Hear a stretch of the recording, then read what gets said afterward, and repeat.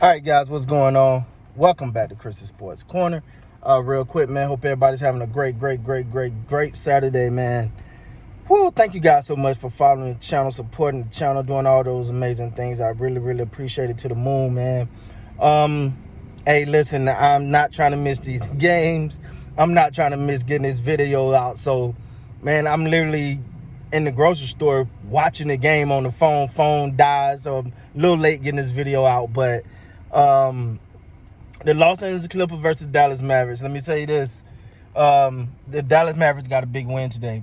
To start it was now home court is not home court as we've known it to be, but as you start to see in some of these playoff matchups already, especially that early one today, the crowds are effective. I say that because effectively the Dallas Mavericks, I almost said Cowboys, guys. Y'all know I'm a Cowboys fan, right? The Dallas Mavericks stole home court advantage with this win so far against the Clippers. Remember the days pre, whatever. All you wanted to really do was you wanted to split it 1-1 in their home court to bring it back to your home court, so now you have home court advantage. Well, as of this moment, if we still going by that, the Dallas Mavericks have stole home court advantage. Now, let me say this, man. And we're going to talk about these Los Angeles Clippers. And we've heard all the talk about, I'm not going to get back into them kind of pretty much picking to play the Mavericks. And we're not going to do that. I said my piece on that, and I'm going to leave that there. But what I will say is, watching this game, one of the things that stood out to me is the fact that, and I'm going to just be honest, one, Paul George got to get going early. Now, I thought he had an amazing second half.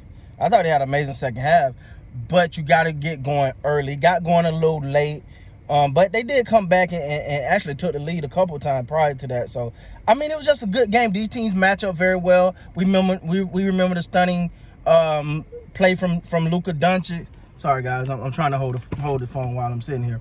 The stunning play from Luka Doncic last year. This is a new year. Kawhi Leonard had 26. He led all scorers for the Clippers with 26. Paul George did have 23, but like I said, majority of that was in that second half. I think if he could have got out a little earlier, it might have been a different ball game. Patrick Beverley gave you 10. Morris is he was hot at one point during the year, and he seemed to have cooled off. Now I'm quite sure he could find that back. But he had 4. Zubac had 8. And then for as far as your bench play, Ibaka had 8. Rondo had 11. Let me tell you something. That even though you might not have paid attention, but playoff Rondo peaked his head a little bit today.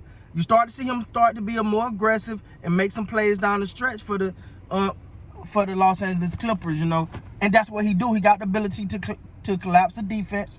And he was able to. He brought some. I thought that little shove he got into. Well, he didn't get into it. He shoved someone. I think it was Finney Smith, and showing. But it's that edge that he plays with that sometimes very infectious for the entire team. Who else we got here? Ibaka had 8. Batum had Batum. Wow, Batum had 11. Reggie Jackson had 2. This series, man, might be, I got to be honest, this is going to go down as one of, if not the best series of this first round of playoffs. But the Mavericks, they match up well. They're not afraid of the Clippers. They played them last year. It's some that argue, had Porzingis not got hurt, things might have been different. I'm not going that far. I'm just going to be honest, I'm not going that far. But what I will say, man, we talk about the Dallas Mavericks. Luka Doncic led all scores with 31. Porzingis had 14. I gotta say this: Porzingis got to find his stroke, man. He got to find it. He was 4 of 13. I mean, it barely touched the backboard. I was like, wow, he's not there. Porzingis is going to have to step up. Like, listen, he's healthy. Hopefully no suspensions, nothing like that. He's healthy. He's going to have to step up in a major way. He's looked at as like a cornerstone for the future not the cornerstone, one of the cornerstone players for the future of this franchise. He's going to have to step up. If they want to make some serious run from now and in the future, Porzingis going to have to be better than this.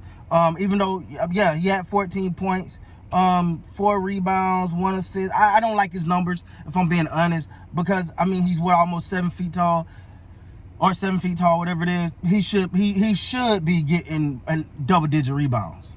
Okay, he plays the finesse game. With 6'7", hell, you can do that. You that tall. Anyway, I don't want to beat that. Tim Hardaway Jr. had 21, made some key shots down the stretch. Finney Jr. gave you 18. He was a catch and shoot guy. He was, 4 or 5 from the 3-point line. Very, very efficient. 7 of 9. Kleber did give you 6 points as well. Gave you 9 rebounds. As far as they bench play, they got 15 from Brunson.